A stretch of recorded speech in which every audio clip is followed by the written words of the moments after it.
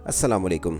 19 साल पाकिस्तानियों के लिए कुवैत के वीज़े बंद रहे, लेकिन अब तमाम कैटेगरीज के लिए खोल दिए गए हैं। किस वजह से पाकिस्तानियों के लिए कुवैत के वीज़े बंद थे? अगर आप भी कुवैत जाना चाहते हैं तो सबसे मजबूत करेंसी कुवैत की है, और वहाँ पर आपको जो तनख्वाह दी जाती है ना तो उस पर कोई टैक्स होता है, और जितना भी आप कमाते हैं तमाम इनकम आपकी जेब में ही आती है। आप चाहे जॉब के लिए जाना चाहते हैं, बिज़नेस के लिए जाना चाहते हैं, फैमिली को साथ लेके जाना चाहते हैं, आज की वीडियो को मुकम्मल वॉच करें, क्योंकि कुवैत के वीज़े ओपन ही नहीं हुए बल्कि आपकी ज़िंदगी को भी बदल देंगे। अरब ममालिक का सबसे छोटा मुल्क कुवैत है और करेंसी के मुताबिक सबसे पहले नंबर पे इसका नंबर आता है। ये अरब मुल्क सऊदी अरब और इराक के बॉर्डर के बिल्कुल साथ है। कुवैत के कैपिटल सिटी के मुतालिक बात की जाए तो कुवैत का कैपिटल सिटी भी कुवैत ही है। कुवैत की जो आबादी है सिर्फ 50 लाख के करीब है। ये आबादी के लिहाज से कुवैत 128वें नंबर पे आता है। अच्छा, कुवैत का रकबा इतना ज़्यादा नहीं है तो ज़्यादा लोग वहाँ पर कुवैत में जाके शहर में ही रहते हैं। कुवैत तरक्की याफ्ता मुल्कों में से एक मुल्क है। करेंसी ज़्यादा है, इसीलिए मिडल ईस्ट से दुबई, शारजाह, अजमान, क्योंकि इंडिया, पाकिस्तान, बांग्लादेश और श्रीलंका से ज़्यादा लोग कुवैत में ही जाके काम करना चाहते हैं। उसकी वजह ये कि कुवैत की करेंसी मजबूत करेंसियों में से एक है। 19 साल पाकिस्तानियों के लिए वीज़े बंद रहे, लेकिन इंडिया के साथ उनका ताल्लुक़ काफ़ी स्ट्रॉन्ग रहा, जिसकी वजह से इंडियन बहुत ज़्यादा कुवैत में जाके इस टाइम सेटल हैं। लेकिन अब पाकिस्तानियों के लिए भी अच्छा मौका है कुवैत में जाके सेटल होने का। अगर देखा जाए मौजूदा इस टाइम पूरे कुवैत में पाकिस्तानी राउंड अबाउट 1 लाख ही सिर्फ वहाँ पर सेटल है। अब बात ये करते हैं कि कुवैत ने 19 साल के बाद पाकिस्तानियों के लिए वीज़े क्यों ओपन किए हैं। कुछ सेक्टर ऐसे हैं जहाँ पे पाकिस्तानियों की ही कुवैत को नीड है, जिसकी वजह से कुवैत ने पाकिस्तानियों के लिए 19 साल के बाद वीज़े ओपन किए हैं। ख़ास तौर पे हेल्थ केयर और एनर्जी सेक्टर्स के वहाँ पे लोगों की काफ़ी डिमांड है, और पाकिस्तान में काफ़ी स्किल पर्सन एनर्जी सेक्टर्स के अफराद मौजूद हैं। दीगर और भी डिपार्टमेंट की वहाँ पे वैकेंसीज अवेलेबल हैं, जिनकी मालूमात आगे चल के आपको मिलेगी। 2 अप्रैल 2025 को कुवैत में पहली बार लोड शेडिंग की गई। उसकी वजह यह है कि तेल पैदा करने वाले ममालिक में एक कुवैत का बड़ा नाम है। उसके बावजूद भी वहाँ पे एनर्जी सेक्टर्स की वर्कर्स की कमी है, और वो कमी को पूरा करने के लिए पाकिस्तानी स्किल पर्सन को कुवैत अब बुलाया जाएगा। दीगर और भी काफ़ी कैटेगरीज की असामियाँ हैं। टूरिज़म जो लोग हैं जो टूर करना चाहते हैं, दूसरे मुल्कों में जाके विज़िट करना चाहते हैं, जिसमें ख़ास तौर पे सऊदी अरब और दुबई का लोग बहुत ज़्यादा रुख करते हैं, तो अब कुवैत का ये कहना है कि हम अपने मुल्क में टूरिज़म का ज़्यादा एक्सटेंड कर रहे हैं। हमारे मुल्क में आके लोग यहाँ पे टूर करें और हमारी यहाँ की इनकम मज़ीद और बढ़े और कारोबार हमारे मज़ीद ग्रो हों। इसलिए कुवैत ने पाकिस्तानियों के लिए वर्क वीज़ा, बिज़नेस वीज़ा और टूरिस्ट वीज़ा ओपन किए हैं कि पाकिस्तानी अब हमारे मुल्क में आके सेटल हो सकें ज़्यादा से ज़्यादा, और आप भी इस मौके से फ़ायदा उठाएं। यहाँ पे इस चीज़ का ज़रूर ख्याल रखिएगा कि अगर आपने कुवैत के लिए वीज़ा अप्लाई करने हैं तो किसी भी एजेंट को पैसे देते वक्त आपने ध्यान से पैसे देने हैं, क्योंकि अब वीज़ा तो ओपन हो चुके हैं और बहुत सारे लोग वीज़ा देने की कोशिश करेंगे, आपको इस चीज़ का कहेंगे कि हमसे वीज़ा अप्लाई करवाएं, जो 40 लाख से ज़्यादा भी आपसे पैसे लेने की मांग करेंगे। और अगर हमारी भी बात की जाए तो हम कोई वीज़ा नहीं लगवाते, सिर्फ आपको इन्फॉर्मेशन की हद तक आपको डिटेल देते हैं या अप्लाई की हद तक कोई जॉब्स की सर्विस देते हैं। और इस चीज़ का याद रखिएगा कि आप अगर कुवैत में किसी भी जॉब के लिए अप्लाई करते हैं, कंपनी से रब्ता करते हैं, तो आपको वहाँ पे सबसे पहले नंबर पे अपना मेडिकल करवाना होगा। लेकिन अगर आप कुवैत जाना चाहते हैं तो इस चीज़ का ख़ास ख्याल रखें कि कुवैत में पाकिस्तान से ज़्यादा गर्मी पड़ती है। दर्जा हरारत 50 डिग्री से भी ज़्यादा चला जाता है, लेकिन इसके बावजूद भी वो मुल्क इतना तरक्की याफ्ता है कि वहाँ पे इतनी गर्मी होने के बावजूद भी वहाँ की सहूलियत, वहाँ का डिसिप्लिन आपको ये गर्मी भी कवर करवा देता है।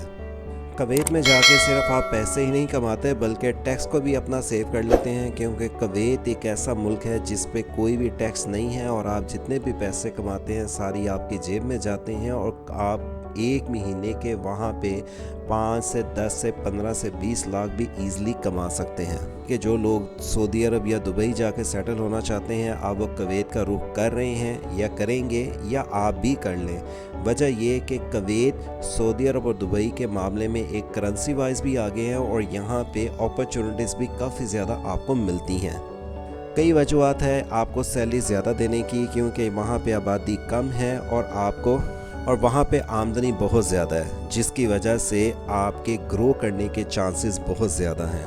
اس کی بڑی وجہ میں سے ایک یہ بھی وجہ ہے کہ دنیا کے 7 بڑے تیل کے جو ہے نا آپ تیل نکالنے والا کنٹری، ان میں ایک کویت شامل ہے۔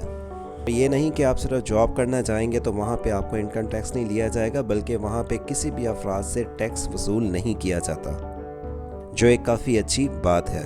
لیکن اس چیز کا خاص خیال رکھیں کہ اگر وہاں پر جا کے آپ اپنا کوئی بزنس شروع کرتے ہیں تو تب آپ کو 15% ٹیکس دینا پڑتا ہے۔ جو ملازم طبقہ افراد ہیں ان سے کوئی ٹیکس نہیں لیا جاتا، لیکن بزنس پرسن افراد کو صرف 15% ٹیکس دینا پڑتا ہے۔ اور سٹارٹنگ پیکیج بھی جو 2 سے 3 لاکھ روپیہ شروع ہوتا ہے، جس میں کم تعلیم کے افراد کو یہ تنخواہ دی جاتی ہے، اوور ٹائم علیحدہ ملتا ہے، جو پاکستانی 914 روپے آج کے ریٹ کے مطابق ہے۔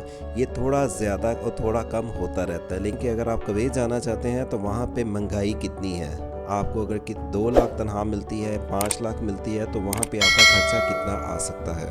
اچھا، اگر آپ وہاں پر ایک کمرے کی بیڈ روم کی بات کرتے ہیں تو 200 سے لے کے 300 دینار تک آپ کو بیڈ روم، شارجہ عجمان سعودی عرب سے کویت میں اچھی رہائش بھی ملتی ہے اور سہولیات بھی آپ کو زیادہ ملتی ہیں۔ کویت میں کھانے کے ساتھ ہر چیز وہاں پہ امپورٹ کی جاتی ہے، اور اس میں جن ممالک سے امپورٹ کیا جاتا ہے اس میں انڈیا، بنگلہ دیش اور پاکستان سے امپورٹ کیا جاتا ہے سامان، جس میں باقی بھی بہت ساری چیزیں ہیں۔ آبادی چاہے کویت کی 50 لاکھ ہے، لیکن 30 لاکھ ٹورسٹ اس ملک میں سالانہ وزٹ کرنے آتے ہیں، جو اب کویت کی حکومت کا بڑھانے کا اعلان کیا گیا ہے کہ زیادہ ٹورسٹ اس ملک کی طرف رخ کریں اور یہاں پہ زیادہ اور ترقی ہو۔ کویت کی فلائٹ کی بات دیکھی جائے پاکستان میں تو آپ کو تقریباً 1.5 لاکھ میں ایزلی کویت کی فلائٹ مل جاتی ہے۔ ایئرپورٹوں میں دیکھا جائے تو کویت کے ایئرپورٹ بہت خوبصورت ایئرپورٹوں میں ایک ہے۔ یہ انٹرنیشنل ایئرپورٹ ہے اور یہاں پہ آپ کو ہر کنٹری کی تقریباً پروازیں مل جاتی ہیں۔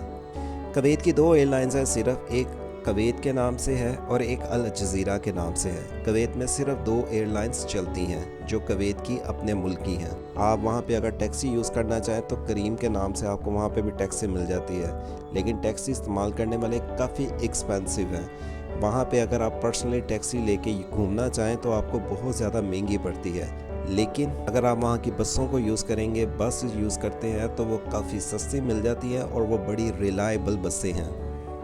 اور مہمان نواز وہاں پہ پاکستانیوں کے لیے کیا پوری دنیا میں جو بھی فارنر آتے ہیں تو وہاں کے لوگ بہت ہی دل سے مہمان نوازی کرتے ہیں۔ وہاں کی اگر آپ بلڈنگ دیکھیں گے تو آپ کو ایسا ہی لگے گا جیسے ہم یورپ میں گھوم رہے ہیں، اور یورپ کی بلند بلڈنگ آپ کو کویت میں بھی بہت ساری نظر آتی ہیں۔